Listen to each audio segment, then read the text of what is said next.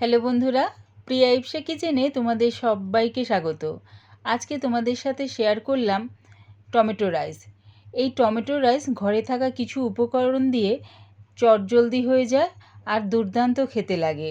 তাই তোমরা কলেজে বা অফিসের লাঞ্চ বক্সে নিয়ে যেতে পারো, যে কোনো দিন ডিনারেও বানিয়ে খেতে পারো।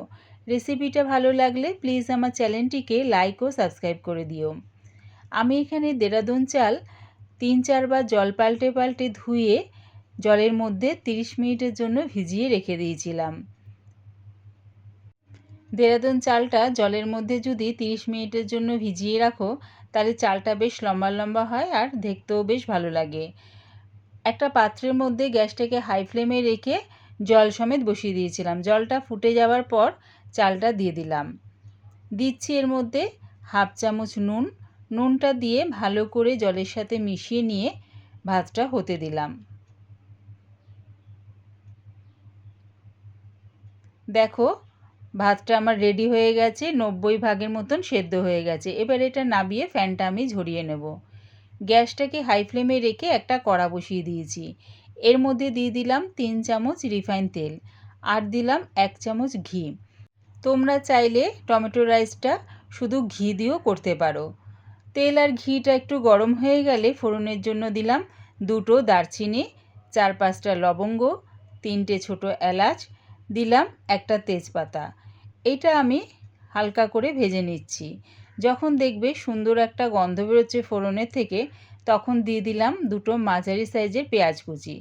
পেঁয়াজ কুচিটা একটু নাড়িয়ে চাড়িয়ে দিচ্ছি 2টো কাঁচা লঙ্কা, দেখো বড় বড় টুকরো করে কেটে নিয়েছি, সেটা দিয়ে দিলাম কারি পাতা।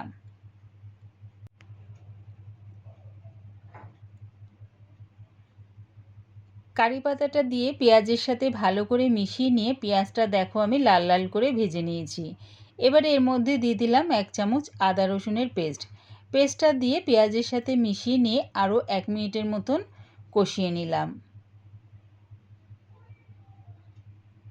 দিচ্ছি 2টো বড় সাইজের টমেটো কুচি, দিলাম হাফ চামচ হলুদ গুঁড়ো, হাফ চামচ লঙ্কার গুঁড়ো,